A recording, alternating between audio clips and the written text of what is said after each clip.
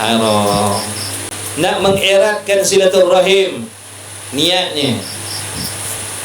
Tiba-tiba dia berchatting dengan orang lelaki-lelaki. Bini kita dia berchatting dengan kawan-kawan sekolah ataupun kawan-kawan kerja ni. Niatnya nak mengeratkan silaturahim, boleh ke tidak? Tetap tak boleh. Tetap tak boleh. Berkhalwat namanya. Faham tu? Dia kata, kawan-kawan lah, kawan-kawan kerja saja nak sembang-sembang. Kawan-kawan sekolah saja nak sembang-sembang berdua. Kalau dalam grup lain, ramai yang perhati, ramai yang dengar, ramai yang tengok. Faham tu? Tapi kalau berchatting one by one ni, orang lain tak nampak, orang lain tak tahu apa yang dia gambar, apa yang dia send, apa di video call, apa benda tak tahu. Dia kata nak eratkan silaturahim, niatnya. Tapi perbuatan tu boleh tak? Tak boleh. Tak boleh.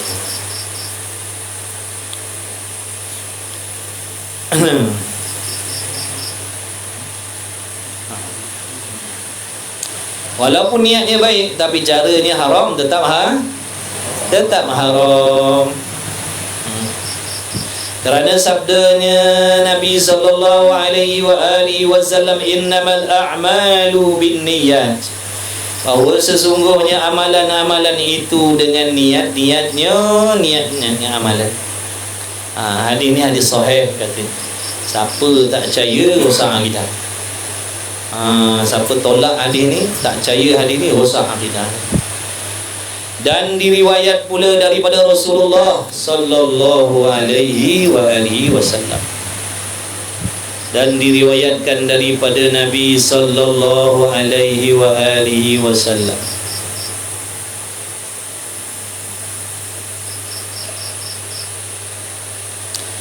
kam min amalin yatasawwaru bi surati a'malid dunya wa yasiru bi husnin niyati min a'malil akhirah, wa kam min amalin yatasawwaru bi suratil a'malil akhirah thumma yasiru min a'malid dunya bi su'in niyati. Auzubillah. Erti hadis ni, dengar baik-baik. Beberapa banyak daripada amalan-amalan yang berupa ia amalan dengan rupa amalan-amalan dunia. Nampaknya benda tu nampak macam perbuatan ataupun benda-benda dunia saja. Dia memiliki harta, dia memiliki pangkat jawatan, nampaknya dunia. Dia cari duit banyak, dan jadi ia dengan elok niatnya daripada amalan-amalan akhirat. Jadi akhirat sebab niat dia tu baik. Niat dia tu tadi. Niat dia tu, dia cari duit banyak-banyak, tapi niatnya nak bantu agama contohnya, maka jadilah akhirat. Kita cari duit banyak-banyak, niatnya nak enjoy, maka jadilah dunia. Tapi jangan niatnya tak buat. Allah tahu konon-konon nak selamat. Kita pun niatlah, aku nak ulur pagi petang siang malam cari duit banyak, aku nak tolong agama. Tapi sebenarnya sama macam orang lain nak berseronok-seronok, nak bermewah-mewah, nak bermegah-megah. Cuma niatnya tadi nak buat amal soleh, nak bantu agama, nak mudahkan anak bini beribadat, mudah nak belikan pakaian-pakaian mematuhi syariat, mudah nak bayar anak-anak kita belajar. Tapi sebaliknya, dia bersuka-suka, berseronok-seronok meninggalkan ibadat. Tetap walaupun niat dia dah betul tadi, tapi cara dia tadi nampak tak tu? Cara dia tu menyalahi. Makna dia tipu Tuhan. Maknanya dia menipu Allah. Dia menipu Allah dengan niatnya yang baik itu. Padahal dia tak tunaikan apa yang dia niatkan. Dia pulun pagi petang siang malam, niat dia nak ibadat, tapi dah dia enjoy. Bukan ibadat, dia enjoy. Tak jadi ibadat. Waalaikumsalam. Walaupun niat dia betul tadi, jangan keliru ni, jangan keliru. Jangan keliru. Niat ni dah betul, cari rezeki, niat nak ibadat, tapi bila dapat rezeki tinggalkan ibadat. Allah suruh semayang, tak semayang. Allah suruh ngaji, tak nak ngaji. Allah suruh beli pakaian-pakaian untuk anak bini yang mengikut syariat, dibeli pakaian-pakaian yang dedahkan aurat contoh. Dan pakai pula kat luar. Kalau beli pakaian dedah aurat, pakai dalam rumah tak apa, boleh je beli. Nak beli nak beli pakaian dedah aurat ni, boleh beli, harus beli, tapi jangan pakai di tempat yang tak sepatutnya. Jadi haram. Nampak tak? Maknanya kita boleh tak nak beli pakaian dedah aurat? Boleh. Cuma tempat pakai tu tengok. Kalau pakai pada tempat yang harus, yang halal, halal lah. Silap-silap jadi ibadat pula. Orang perempuan beli pakaian ketat-ketat, seksi-seksi, pakai kat rumah untuk laki dia, dapat pahala tak? Dapat pahala. Tapi kalau beli pakaian yang ketat-metat, terbelah sini, terbelah sana tapi pakai di tempat yang tak disuruh, maka hukumnya haram. Jadi nak beli tak?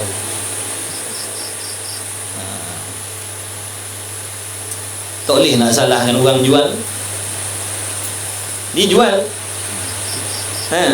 Kita kan beli niat nak pakai kat mana? Niat nak pakai kat mana tu beli lah. Beli bikini yang tu. Ni beli bikini. Nak pakai kat mana? Nak pakai mandi pantai. Pergi kat tempat water water park. Nak pakai kat situ. Wonderland, water park. Ramai orang bukan mahram kat situ, yang haram tengok aurat kita. Pakai tu haram lah. Kalau beli dan dipakai tempat tu haram lah. Kecuali dipakai situ tak ada orang, tak ada seekor makhluk pun yang tengok. Itu lain. Ataupun dia beli, dia pakai kat rumah. Untuk suami dia. Lama si Mamat ni tak keluar minum. Lama kawan kita si Mamat tak keluar lepak-lepak. Dekat sebulan ada dah korang perasan tak? Perasan lah, betul lah. Mana pergi dah meninggal ke?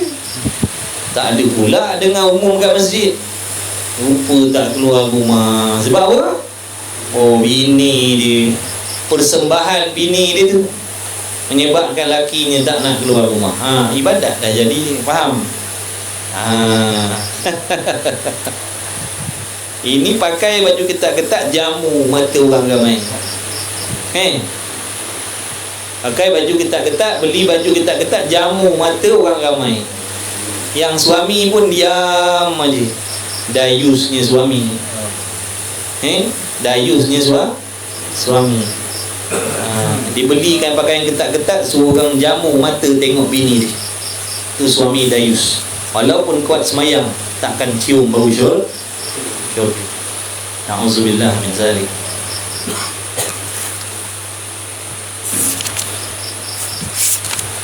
Dan kata Nabi SAW, dan jadi ia dengan elok niatnya, dan beberapa banyak daripada amalan-amalan yang berupa ia dengan rupa amalan-amalan akhirat. Ni macam kita ni, orang lalu lalang kata, bagusnya ibadat puan-puan ni, ngaji rajin.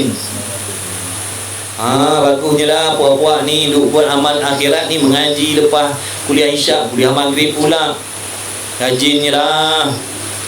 Tapi niat dia apa? Rupa-rupa akhirat dah. Kemudian jadi ia daripada amalan-amalan dunia, jadi dunia ni tak dapat pahala, tak dapat kebajikan, bahkan dapat dosa lah pula. Dengan sebab apa tadi? Dengan niat jahatnya, ataupun dengan jahat niatnya. Sebab niat kita ni mengaji sekarang ni, duduk dalam majlis ilmu, niat kita niat jahat. Niat tak elok, maksudnya niat jahat ni niat tak elok. Nak orang puji kita kata alim, nak orang puji kata rajin mengaji, nak kata kita ni ahli akhirat, nak kita ni kata ahli ibadat, nak orang kata kita ni orang yang dah buang dunia. Jadi debu lah apa yang kita buat sekarang. Sembahyang kita pun macam tu, baca Quran kita pun macam tu, sedekah jariah kita pun jadi macam tu, supaya orang puji kata kita ni banyak melakukan amal soleh. Habis jadi dunia. Jadi niat tu pentingnya ni, pentingnya niat kita. Semayang jadi dunia, ngaji jadi dunia, baca Quran jadi dunia, ngajar jadi dunia. Wal'iyadzabillah.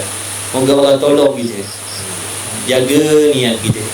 Sebab kita tak kuasa godaan syaitan ni. Kita tak kuasa godaan syaitan, hasutan syaitan, perangkap syaitan tu halus, tak perasan. Berasa macam betul, rupanya salah. Na'udzubillah. Sebab tu perlu ngaji tasawuf tu, supaya nampak sehalus-halusnya tipu daya syaitan dalam hati. Ngaji tasawuf tu, kitab yang satu lagi tu kita baca tu. Tu alat nak scan apa barang ada dalam hati kita. Bila ngaji tu, kalau Allah bagi kefahaman, bagi manfaat, boleh scan apa barang ada dalam hati, barang baik ke barang tak baik. Kalau tak ngaji, tak jumpa cari nanti sekarang. Tak ngaji ilmu tasawuf, tak jumpa cari. Kita rasa aman saja, rasa okey je, rasa beres saja. Lebih-lebih lagi kita belajar ni, maka betulkan niat. Pastikan niatnya niat yang dibangsakan kepada akhirat. Ngaji sebab Allah perintah wajib ngaji. Sebab ngaji fardu ain ni hukumnya wajib. Ngaji fardu ain ni hukumnya wajib, sama macam semayang tu. Jadi kita mengaji ni sebab nak menunaikan perintah Allah. Itu di antara niat. Belajar kerana Allah, belajar kerana nak cari redha Allah. Mudah-mudahan Allah redha kita yang banyak buat dosa maksiat ni. Mudah-mudahan kita seronok duduk dalam majlis ilmu. Mudah-mudahan Allah seronok dengan kita. Bila Allah seronok kita, mudah-mudahan Allah ampunkan kita salah silap lebih kurang. Nak cari redha Allah, redha. Mudah-mudahan Allah redha, mudah-mudahan Allah seronok dengan kita. Tengok, baru aku minit kelas, makanan dah sampai. Apa makanan mana ni? Assalam. Sila. Kalau kita niat ngaji nak makan, dapat makan. Tu sampai dah. Baru 3 baris baca, makanan dah sampai. Masih. Waalaikumsalam warahmatullahi.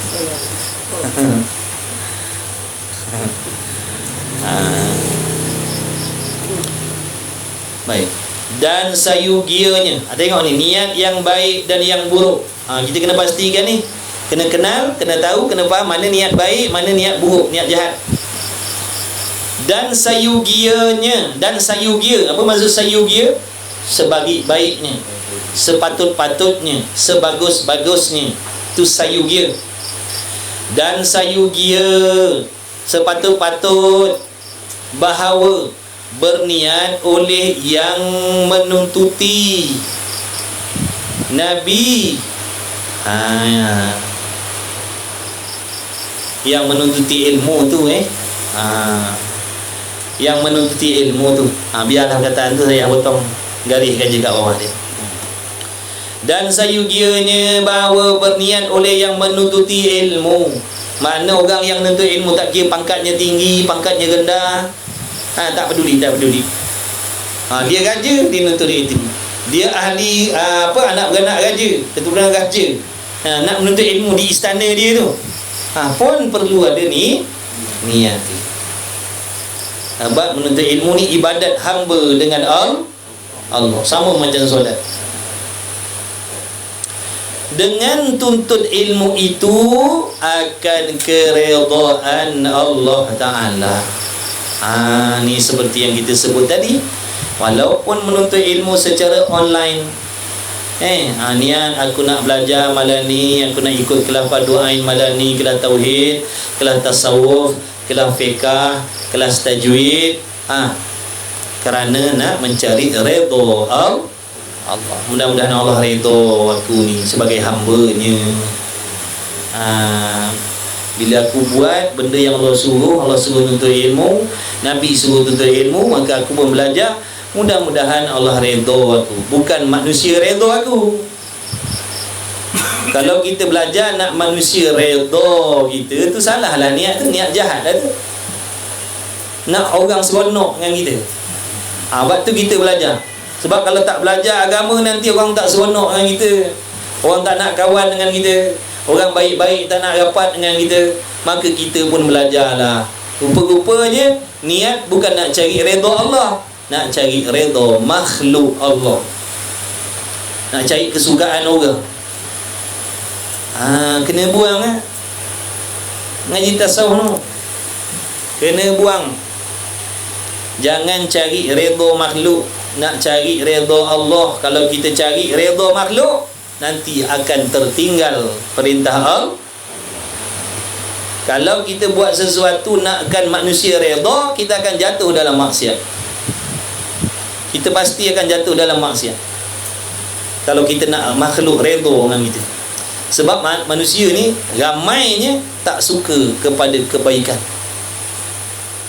ramai tak suka kepada ibadat, ramai yang tak suka kepada taatkan Allah, ramai yang tak kasihkan akhirat. Jadi kalau kita nakkan redha manusia yang ramai-ramai ni, nescaya kita akan jatuh dalam perkara maksiat. Hari tu Imam Ghazali bagi tahu dah tu, manusia ni kalau kau ikutkan kehendak dia, kau akan jatuh dalam dosa.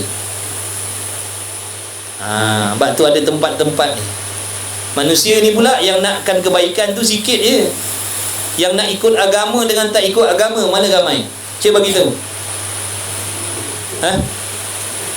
Yang nak ikut syariat dengan yang tak nak ikut syariat, mana ramai? Ramai yang tak nak. Yang tak nak ni bukan orang kafir, orang Islam sendiri.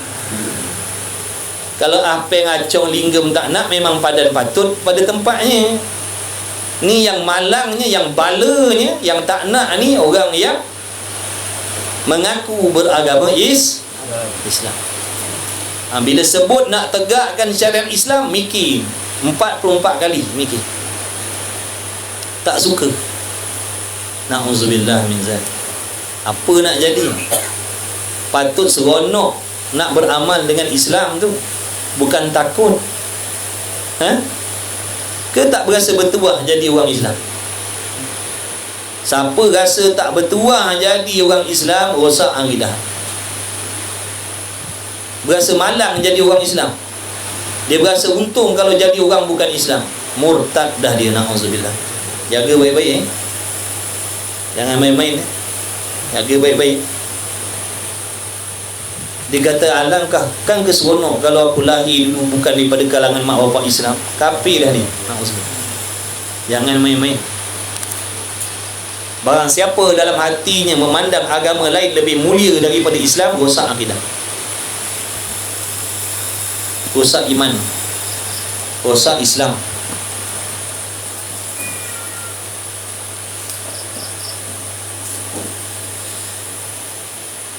Jadi nak cari redha Allah, nak cari redha Allah. Dia orang kaya, dia belajar, apa yang dia cari tu? Redha Allah. Dia orang miskin, dia belajar agama, nak cari apa belajar agama ni? Nak redha Allah. Dia artis, nak belajar agama. Sebab apa nak belajar agama? Nak popular, nak viral. Orang kata kita artis yang belajar. Dah dalam hati ni nak redha Allah. Tak apa. Biarlah orang kata bukan-bukan pun. Tu sejak bertuduh ni, tu niat nak popular tu orang peduli kan. Peduli kan, asalkan niat kita tu benar. Niat kita bukan nak viral, niat kita bukan nak popular, niat kita nak usaha berubah. Mudah-mudahan Allah redha pada kita. Mudah-mudahan Allah terus memberi bimbingan, hidayah dan sebagainya. Biarlah netizen kata orang tu nak bertudung tu sesaja tu, nak viral lah tu. Biar, kepedulikan. Pedulikan. Celaan makhluk tak mendatangkan mudarat, pujian makhluk pun tak memberi manfaat.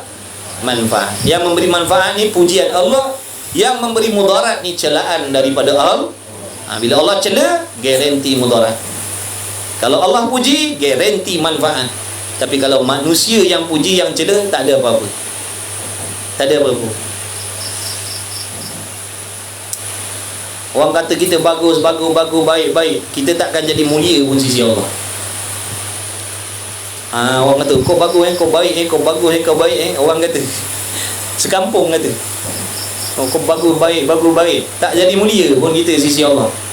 Tapi kalau Allah yang puji, Allah yang kata baik, garanti mulia lah tu.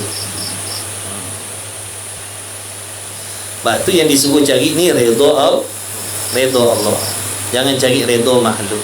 Sebab makhluk tak boleh bagi apa-apa. Sekampung redha dengan kita, tak jadi satu pun pahala. Satu Malaysia redha dengan kita, tak jadi satu pahala pun. Tak menumbuhkan satu pahala pun. Satu Malaysia redha kita, setuju dengan kita, seronok dengan kita, tak tambah satu pun pahala. Satu Malaysia maki hamun kita, tak jadi satu dosa pun. Dan akan negeri akhirat. Belajar tadi apa niatnya? Persiapan akhirat maksudnya tu. Kenapa nak pergi belajar berdoa tu? Kenapa nak pergi belajar tauhid tu? Kenapa nak pergi belajar tasawuf tu? Kenapa nak pergi ngaji fiqh tu? Kenapa nak pergi ngaji tajwid tu? Niat dalam hatinya sebagai persediaan nak balik akhirat. Nak balik akhirat kenalah belajar, supaya ilmu itu jadi panduan, supaya aku tahu bagaimana cara nak mengabdikan diri kepada Allah. Allah suruh beribadat macam mana, yang dinamakan mengabdikan diri kepada Allah tu macam mana cara dia. Sebab itulah aku belajar, nak tahu. Takut-takut salah cara beribadat nanti sekarang. Orang lain beribadat Allah terima, kita beribadat Allah tolak pula dah. Orang lain beribadat dapat redha, kita beribadat dapat apa, kemurkaan Allah pula, bukan redha Allah. Tu yang nak belajar tu, nak tahu. Takut-takut salah jalan beribadat. Tu niat dia tadi. Dan menghilangkan kejahilan daripada dirinya. Ni niatnya, di antara niat lain lah. Kenapa duduk datang jauh-jauh ni, tengah malam ni? Kenapa tak duduk lepak dengan anak bini je? Lepak dengan kawan-kawan kat kedai-kedai tu, berehat-rehat. Kenapa duduk datang susah-susah datang ngaji? Niat dia datang tadi daripada jauh, niat nak, tak kira jauh ke dekat ke tuan rumah ke, niat dia nak menghilangkan kejahilan dia. Supaya menghilangkan, mengangkat kejahilan dia. Makna apa yang dia tak tahu dalam ibadat tu jadi tahu. Contohnya malam ni sebelum ni kita tak tahu apa niat nak belajar.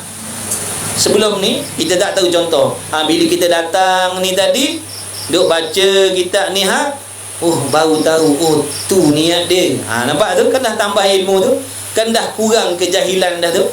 Sebelum ni tak tahu niat belajar apa, bila dengar ni dah tahu dah niat. Tu hilangkan kejahilan. Kalau belajar bab semayang, nak hilangkan kejahilan bab semayang. Kalau belajar bab akidah, nak hilangkan kebodohan kita tentang akidah. Kalau belajar Quran, nak hilangkan kejahilan kita tentang Quran, dan sebagainya.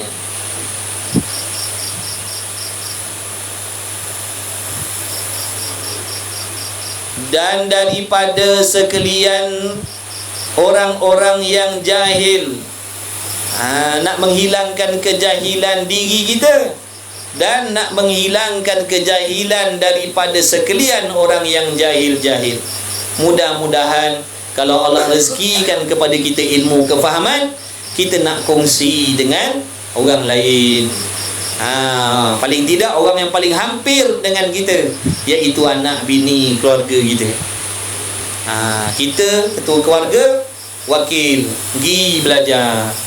Nanti selain daripada niat nak betulkan amalan kita, andai Allah bagi faham, kita nak kongsi dengan anak bini kita, supaya anak bini kita pun contohnya tahu niat belajar tu apa. Malam ni kan balik kita pun ceritalah dengan dia, bini kita daripada tak tahu niat belajar dah jadi tahu asbab kita tadi tu. Dapat pahala lain pula. Pahala menuntut ilmu satu, pahala beramal lain, pahala bagi tahu orang lah lain, pahala kalau dia beramal pula lain pula pahala dia. Lepas tu dia tu pula besok bagi tahu orang lain pula, tambah lagi pahalanya. Bertambah-tambah lah. Dan akan menghidupkan agama. Sebab apa datang belajar ni? Nak hidupkan agama. Apa maksud agama? Kita dah belajar dah tauhid hari tu.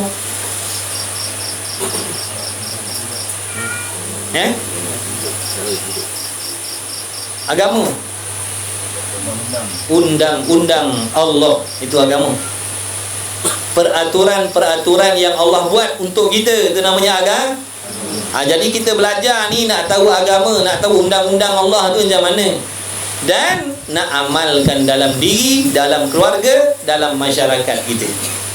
Tu niat kita belajar agama, nak hidupkan agama dalam diri kita ni, supaya kita ni jangan jadi orang yang beragama Islam, nama je beragama Islam, tapi tidak mengamalkan Islam tu dalam diri kita. Islam ajar cara bercakap, Islam ajar cara mendengar, Islam ajar cara memandang, Islam ajar cara berfikir, Islam ajar cara berpakaian, Islam ajar cara pergaulan, Islam ajar cara perniagaan. Lengkap, Masya Allah, syumul, lengkap, serba-serbi, zahir batin, dibimbing, dipimpin oleh ilmu tadi tu, Islam tadi. Nak memandang ada undang-undang pandang, bukan boleh pandang sebarang. Walaupun biji mata Allah pinjamkan kita boleh melihat, tak semua benda Allah suruh pandang.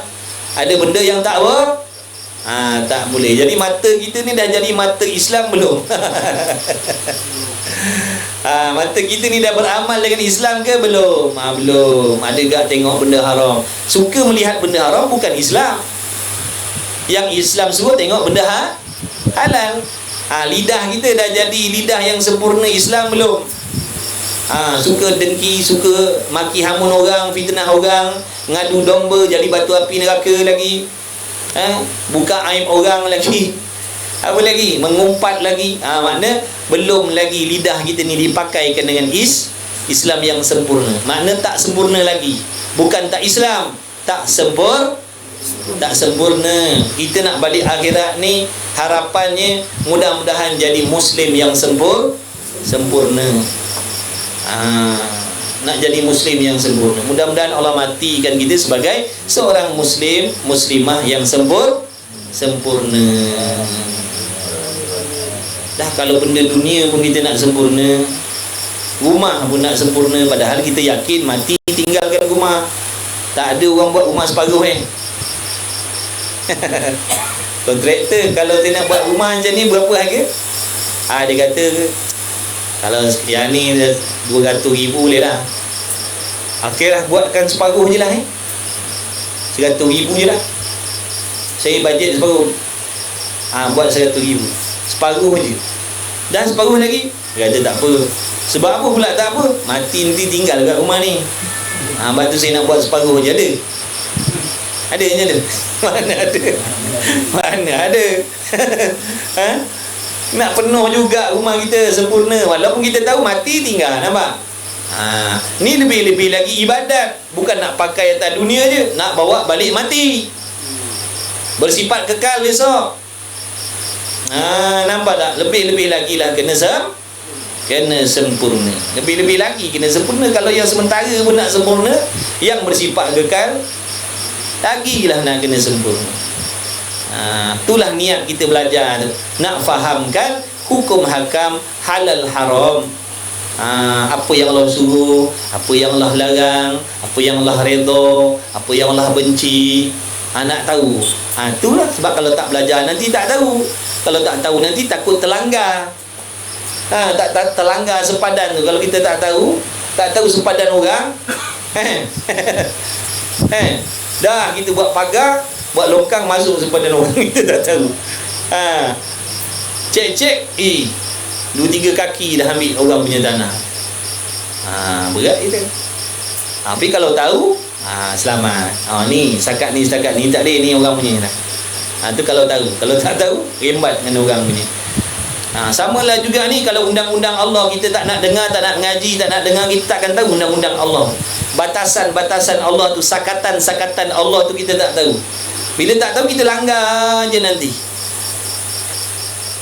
Banyaklah kesalahan kita nanti tanpa kita sedar. Tak tahu, ingatkan okey, ingatkan boleh, ingatkan tak apa. Tu tujuan kita belajar lah.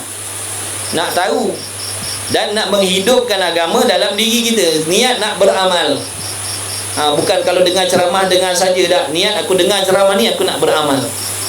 Nak usaha amalkan. Macam tu niat. Nak usaha amal. Walaupun kita dengar benda pendek-pendek, nasihat pendek-pendek kan, dalam video kita dengar pendek-pendek, kawan-kawan kita share dalam grup, ada nasihat-nasihat, kita dengar tu niat nak belajar. Jangan niat nak dengar je. Niat nak dengar, dapat dengar. Allah akan bagi apa yang kita niatkan. Kalau kita niat nak dengar, dapat dengar lah. Beramal jauh sekali. Sebab bukan niat nak beramal, niat nak dengar, niat nak tahu je, bukan nak beramal. Jadi bila kita niat nak tahu, nanti macam-macam kita tahu. Kita boleh sembang popa, semua kita tahu. Tapi beramal ni jauh sekali. Sebab niat bukan nak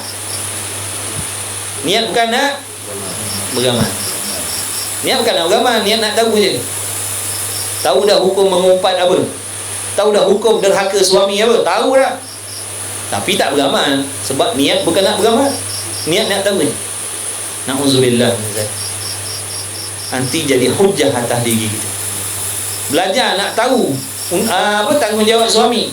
Nak tahu tanggungjawab suami, bagi nafkah, tempat tinggal, pakaian, makanan, dan benda-benda yang sangkut paut lah, perbelanjaan yang wajib-wajib. Dan apa lagi tanggungjawab suami? Mendidik anak bini dengan agama.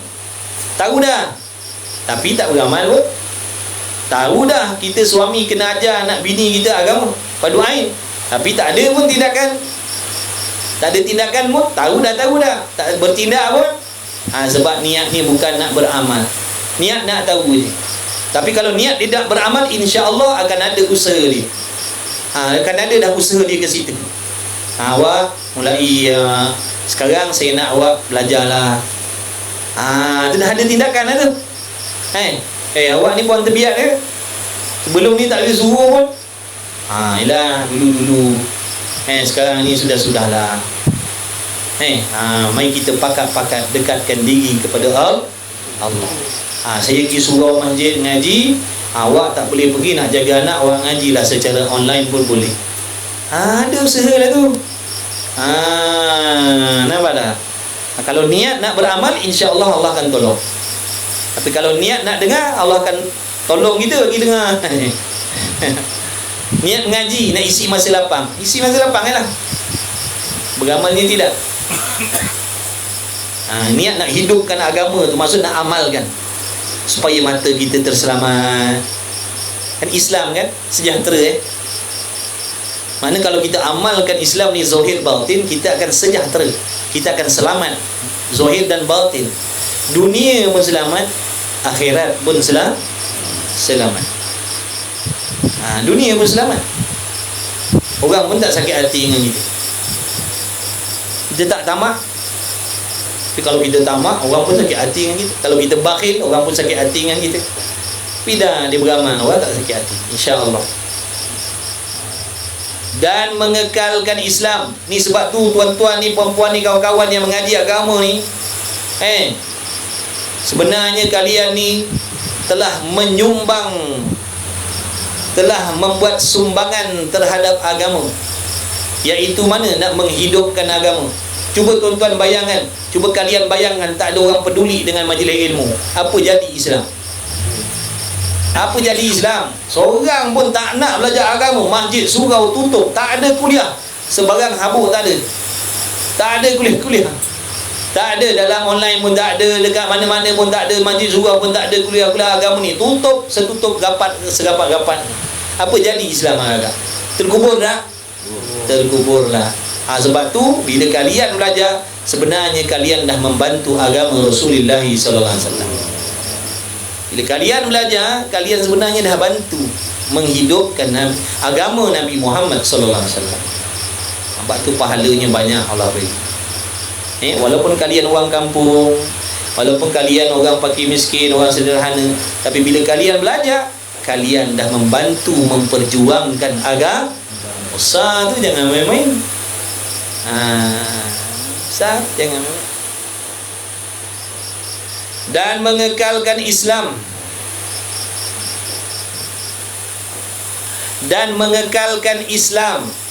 Kerana bahawasanya kekal Islam itu dengan ilmu, makna akan kekal syariat Allah tu atas muka bumi ni dengan ilmu.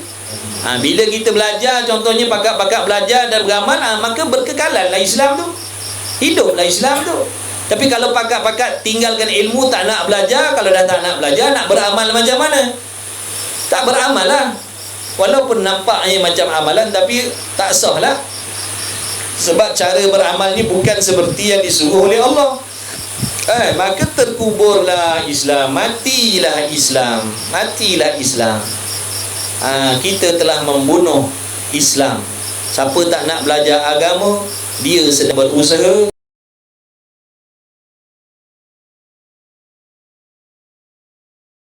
membunuh Islam, sedang berusaha mengkuburkan Islam.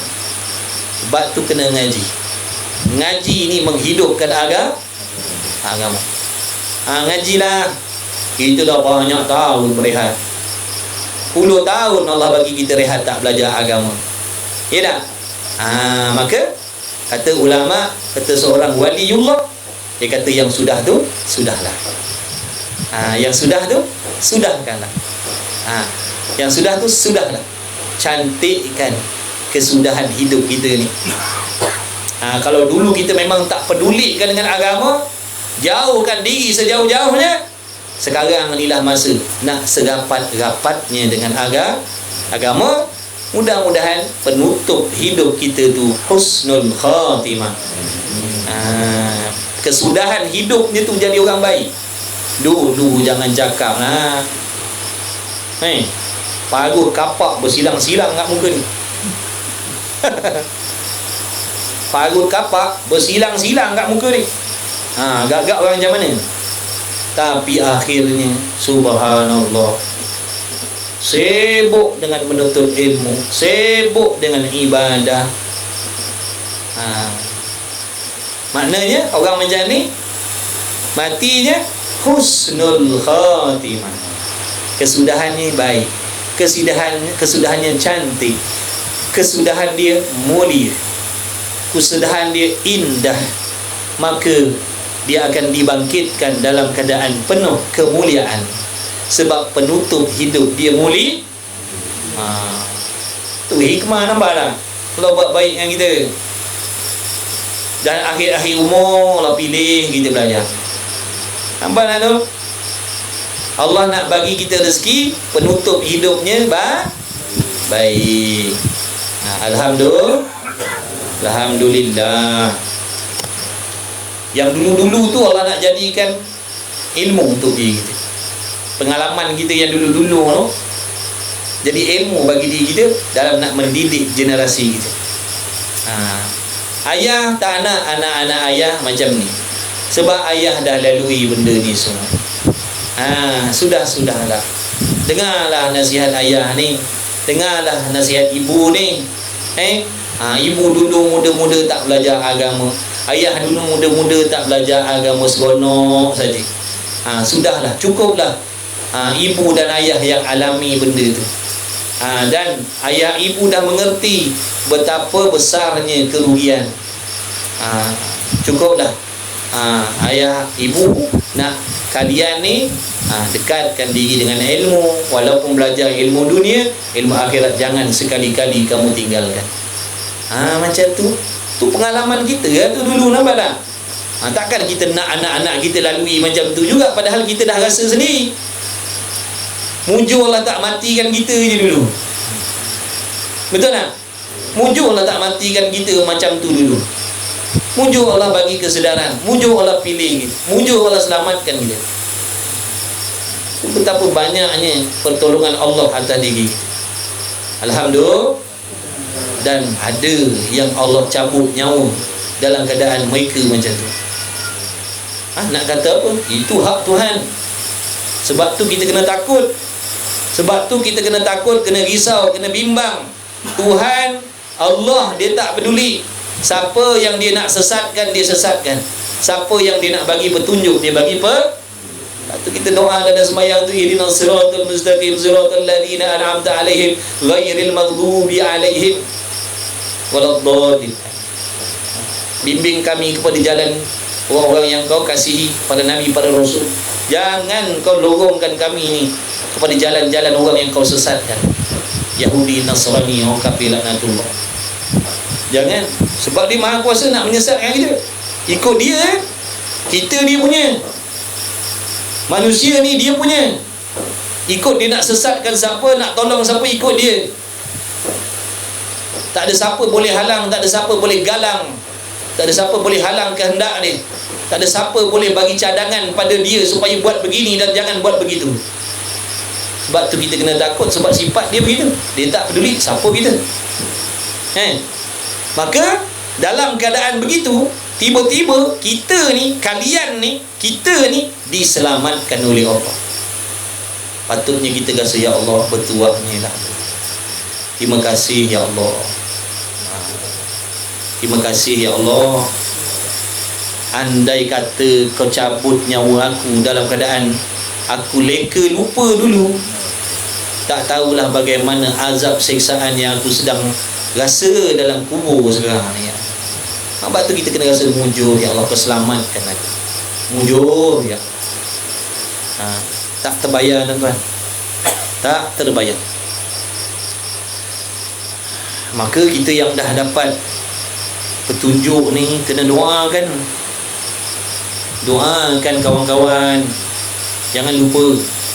Doakan kawan-kawan. Panggil, ajak, supaya mudah-mudahan semuanya terselamat nanti di hari kiamat. Jangan pentingkan diri. Jangan pentingkan diri. Kita ni pun tak pasti sampai bila dapat taufik. Harapnya sampai mati. Lepas tu jangan sombong. Bila kita ngaji, jangan sombong. Allah boleh tarik balik nikmat mengaji ni, boleh tukar kita jadi ahli maksiat bila-bila. Sebab tu jangan.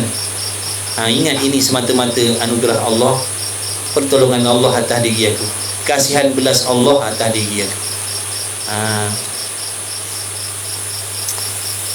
Kerana bahawanya kekal Islam itu dengan ilmu dan tiada sah zuhud, dan tiada sah takwa itu dengan jahil. Kita nak jadi orang yang zuhud. Zuhud tu sifat. Zuhud tu sifat hati.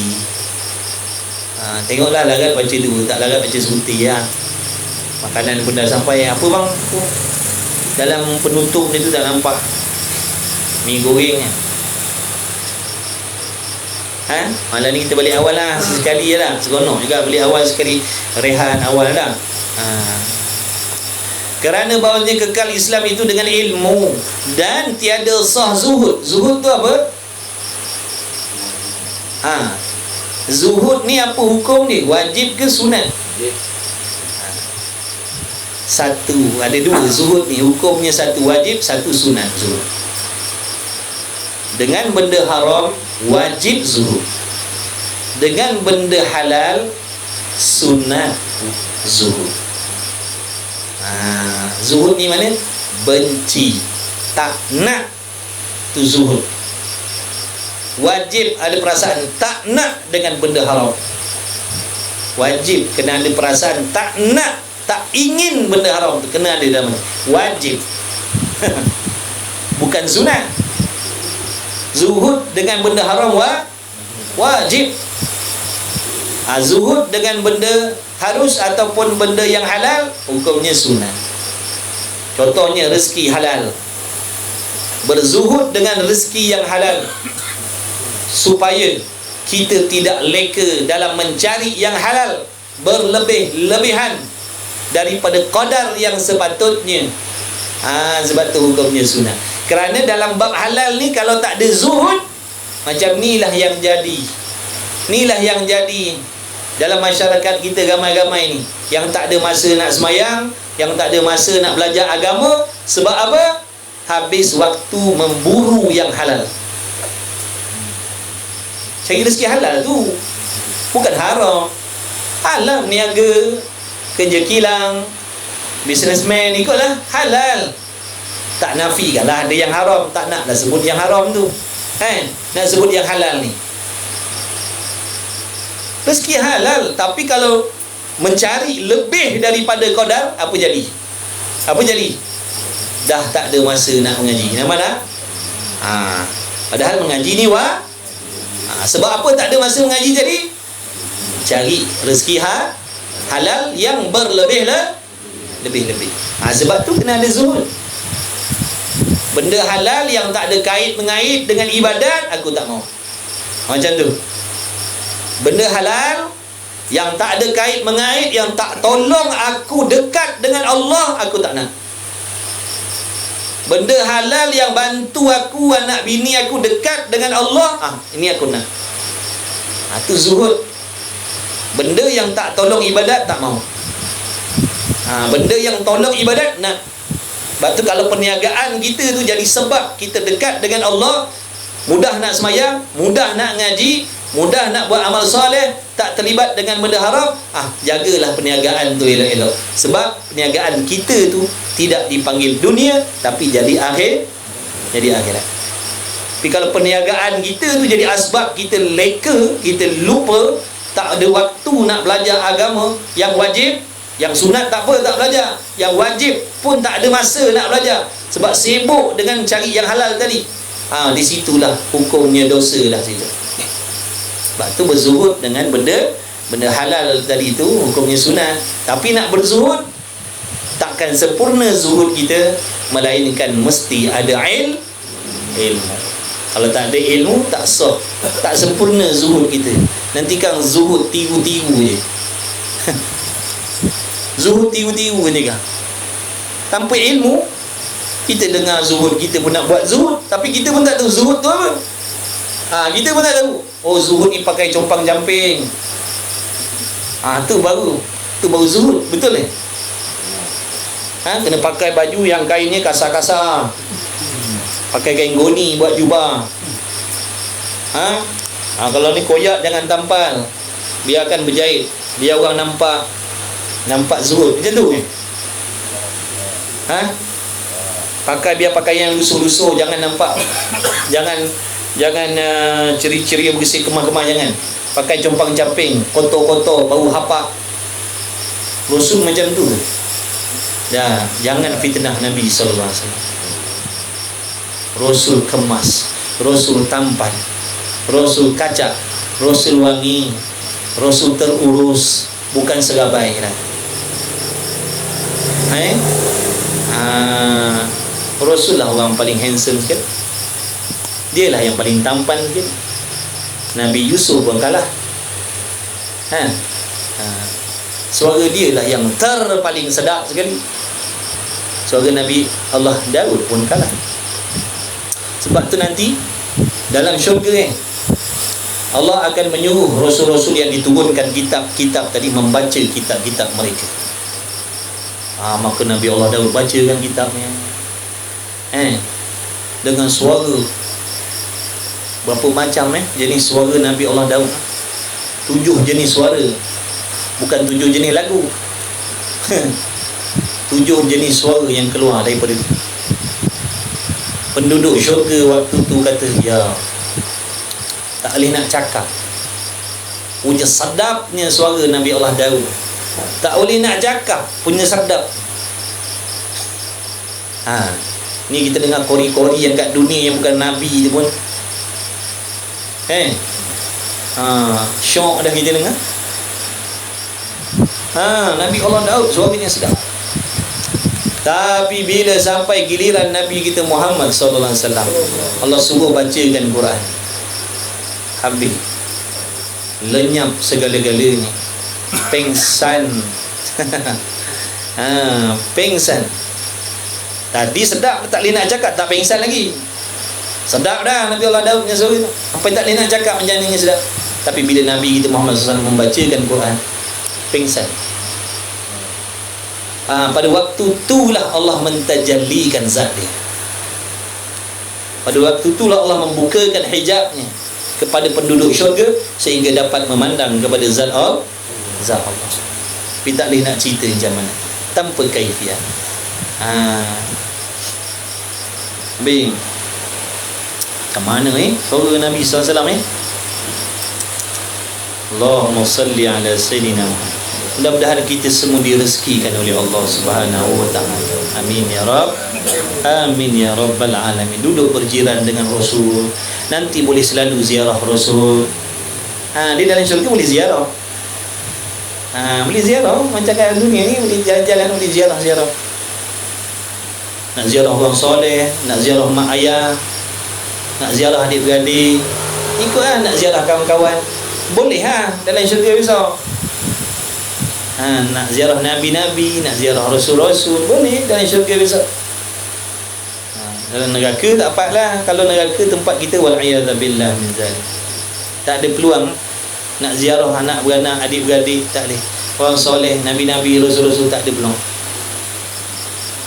Lepas tu sekarang ni kita kena cantikkan kesudahan hidup kita. Yang sudah tu sudah, tinggalkan. Allah Maha Pengampun, Allah Maha Mengetahui, Allah Maha Pemaaf, Allah Maha Penyayang. Jangan putus asa daripada rahmat Allah. Selagi nyawa kita tak ambil oleh Allah, belum terlambat lagi. Cepatlah belajar. Malam ni yang tak belajar kena azam dah nak belajar. Mulai malam ni aku azam, aku nak belajar pada orang. Ada kala niat ni, sahabat, lebih baik daripada amal ni. Contoh sekarang ni dia hadirkan azam, aku mulai malam ni insya-Allah aku nak ubah diri aku nak ubah anak bini aku, insya-Allah nak pakak-pakak belajar agama. Mulai malam ni insya-Allah. Mulai besok aku usaha, aku akan belajar. Aku akan buat jadual aku akan belajar. Tak apalah, merangkak pun merangkaklah. Aku nak buang perasaan malu, segan aku nak belajar. Mudah-mudahan kesudahan hidup aku Allah redha. Malam sekarang dia tidur, nyawanya diambil oleh Allah. Husnul khatimah dia kata. Matinya tu, mati yang baik. Sebab tu rugi kalau kita tak azam dalam hati kita nak belajar.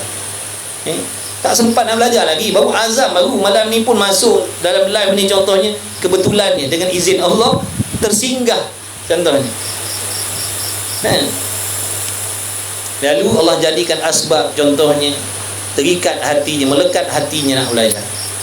Dia pun azam, aku nak belajar insya-Allah. Aku azam, aku nak belajar. Aku azam nak buat jadual waktu. Aku nak cuba usaha buat kelas, ikut kelas, aku nak mengaji. Mati dia malam ke tengah tidur malam ke mati, ataupun on the way besok dia pergi kerja ke, mati dia tengah jalan. Husnul khatimah. Allah ampunkan dosa-dosa. Sebab tu maha baiknya Allah. Maha baiknya Allah. Sebab tu rugi kalau kita tak nak ambil peluang. Rugi kalau tak nak ambil peluang. Ngajilah. Tak ganggu pun dunia kita tu. Boleh pergi kerja macam biasa, cuma adjust waktu. Boleh kerja macam biasa, boleh pergi kedai kopi macam biasa. Kan tak boleh? Boleh. Nak pergi jalan-jalan bawa anak bini, boleh. Cuma nafsu kita ni, dia tipu kita rasa macam kalau aku ngaji ni, lain pun tak sempat. Tu perasaan dia, sebenarnya tak ada pun. Boleh je nak pergi makan, nak bawa anak pergi berjalan, boleh je. Boleh pergi kerja macam, boleh main badminton macam biasa, boleh main bola macam biasa, boleh jumpa kawan macam biasa. Cuma nafsu syaitan tadi dibisikkan dalam hati ni macam-macam. Takut tak tentu pasal, risau tak tentu pasal. Kalau belajar ni ditimbulkan perasaan risau, macam-macam perasaan yang bukan-bukan, supaya jangan kita belajar. Sebab dia memang suka kita tak belajar. Bila tak belajar kita tak tahu. Bila tak tahu mudahlah kena tipu kita. Belajar belajar agama ni untuk semua, bukan untuk orang baik, untuk semua orang. Tak peduli siapa. Dia pembunuh ke, dia kaki judi ke, dia kaki harak ke, dia kena belajar. Daripada belajar tu, kalau niat dia macam tadi tu, niat tadi tu, dia ni ahli maksiat. Apa benda maksiat yang dia tak buat, semua ada nama dia. Tapi bila dia nak belajar, dia letakkan niat-niat tadi tu, insya-Allah lambat cepat dia akan tinggalkan semua. Berkah Allah bagi, rahmat yang Allah bagi tadi. Sebab tu jangan putus asa daripada rahmat Allah. Sejahat-jahat apa pun, dia pelacur sekali pun contohnya, dia belajar agama sungguh-sungguh, dia taubat sungguh-sungguh, akan husnul khatimah. Dia boleh jadi kekasih Allah. Subhanallah. Sejahat-jahat tadi, dia boleh jadi kekasih Allah. Bayangkan. Tapi kena usahalah. Belajar, fahamkan, amalkan. Tak boleh cuba lagi, belajar lagi gitu. Pastikan cara belajarnya betul, niatnya betul, ilmu yang dibelajar tadi betul. Tu nak kena berhati pula sudut-sudut yang lain-lain tu.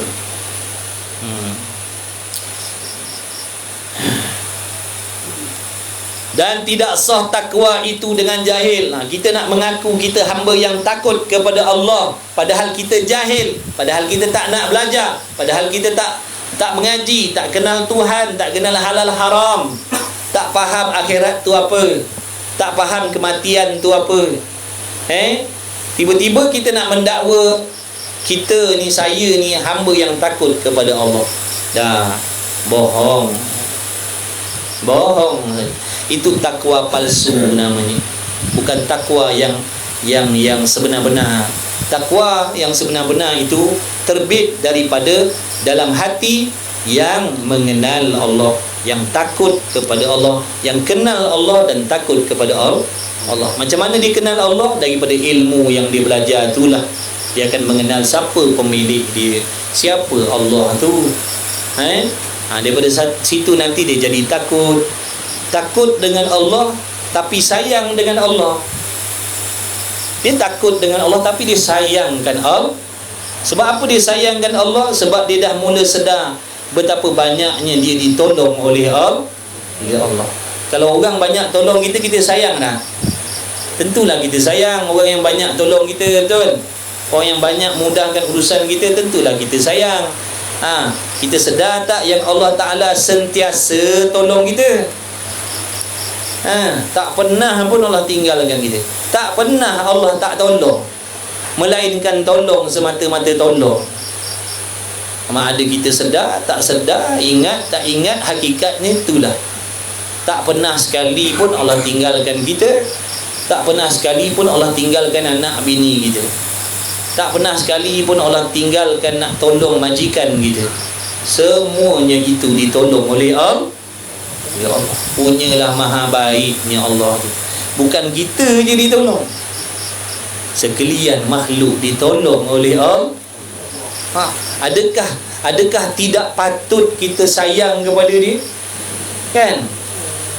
Adakah tak patut kita tak sayang kepada Allah?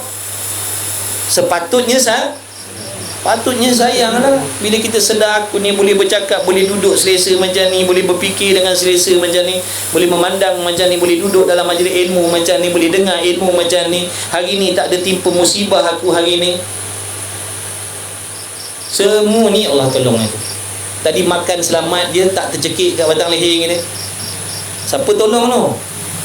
Allah tolong. Selamat makanan tu masuk dalam perut, tak ada tersekat. Ingat saja-saja gitu. Ingat kita makan tu kunyah-kunyah sedap-sedap tu, ingat saja-saja gitu. Allah tolong, geng. Makan kari, rasa kari. Ni apa? Mi. Ni kuih tiaw. Makan kuih tiaw, rasa kuih tiaw. Siapa yang memberi rasa tu? Siapa yang memberi rasa tu? Kalau bukan Allah, siapa? Jangan pandang usaha ikhtiar kita. Jangan kita terhijab dengan hukum adat tadi, hukum asbab tadi, sehingga kita melupakan hakikatnya. Memanglah pada adatnya rasa tu nak kena bubur cili, nak kena bubur garam, nak kena bubur begini begitu. Pada adatnya nak bagi rasa. Tapi kalau Allah tak bagi rasa, boleh tak rasa? Tak boleh makan lah. Tak ada rasa apa. Makan ke, minum ke, tak rasa apa. Sedar tak yang memberi rasa itu Allah? Sebab tu bila belajar, kalau tak belajar tak tahu. Kalau tak belajar, kita ingatkan benda tu alah, ini dah memang alam, memang macam ni dah. Hukum alam. Hukum alam. Siapa yang jadikan alam ni? Nampak orang-orang tu yang hebat-hebat tu sampai ke situ. Sampai ke situ bang. Hati dia ingat sampai ke situ. Dia tak lupa kalau dia makan gula, dia tak lupa yang bagi manis tu Allah. Sampai tu hatinya tak lalai. Kita ni Allah sibuk dengan benda-benda yang lain, hati yang terlupa hakikat. Mudah-mudahan Allah jadikan kita orang yang sentiasa ingat kepada Allah. Walaupun tak cakap, tapi hatinya ingat, ni aku boleh berjalan, ni Allah tolong. Ni aku boleh selesa memandang, ni Allah yang tolong aku. Aku yang boleh tidur malam ni selesa, Allah yang merenakan aku. Ya Allah, ya Allah, Maha pemurahnya Allah atas diri kita. Cuba Allah tak bagi kita nikmat tidur macam mana? Jangan buat main berguling banting kita. Berguling banting kita. Mengiring, menongging. Duk macam mana? Tak lelap. Tak boleh. Tu sangka susah ni dah. Ini dah letak kepala belum sampai bantal lagi berkeruh dah. Kepala belum sampai bantal lagi, lena lah. Siapa yang bagi tu? Allah. Maha baik Allah. Memang tak patut kita ni tak sayang kepada Allah. Tak tahulah kita ni jadi hamba apa. Jadi hamba apa kita ni. Sungguh inilah hakikat dia. Allah tolong macam-macam, kita tak ingat kepada dia. Tapi bila orang tolong, kita ingat. Orang tolong kita, baru sikit dia pertolongan Allah. Itu pun dengan pertolongan Allah tu. Orang-orang tu tolong kita, orang-orang tu buat baik dengan kita sebab Allah yang gerakkan hati dia untuk tolong kita. Ingat saja-saja Ingat orang-orang yang buat baik dengan kita, ingat saja-saja ke dia buat. Allah yang gerakkan hati dia. Hakikatnya Allah lah yang tolong kita. Tapi kita tak nampakkan Allah, kita nampakkan makhluk yang buat baik. Tak nampak sebalik daripada tu. Sebab mata hati kita gabung, mata hati kita buta. Hati kita ni dah dihijab dengan dunia, hati kita ni dah dihijab dengan makhluk, sehingga tak nampak Khalik yang menjadikan segala-galanya. Sebab tu kita tak rasa sayang kepada Allah. Sebab kita tak nampak dan tak rasakan jasa Allah tu dalam hidup kita. Kita lebih sayangkan makhluk. Sebab pada kita, manusialah yang berjasa dengan kita. Mak bapak yang berjasa dengan kita. Suami yang berjasa dengan kita. Isteri yang berjasa dengan kita. Kita tak nampak siapa yang menggerakkan suami, isteri dan orang-orang lain berbuat baik dengan kita. Kita tak nampak. Buta hati kita. Mudah-mudahan Allah celikkan mata kita. Amin ya Rabb. Amin ya Rabbal alamin. Siapa yang gerakkan hati orang-orang tu nak mengajar kita ilmu? Siapa yang ngajak, yang menggerakkan hati orang tu nak kongsi ilmu untuk kita? Bukankah Allah? Sebab tu sahabat-sahabat jangan pandang guru, jangan.